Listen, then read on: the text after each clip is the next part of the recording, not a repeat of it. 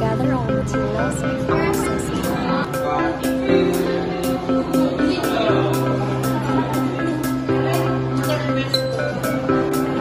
wash all of the wrappers with hot water and make sure once continuously water is white water.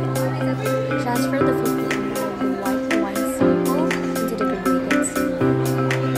Set up the burette with pouring an ample amount of hot water and hydrocyclic tissue into the burette and put the early layer flask with the white wine sample under the burette setup and get the initial reading from the burette. Pour 5 drops of phenolphthalein and slowly mix the solution by swirling the early layer flask while adding titrant sodium hydroxide solution to the burette. Observe carefully and when change color shows, sprinkle the equivalent part on the end part of the sample fluid changes its color. Repeat this process for 4 minutes. Shopping at Agahan!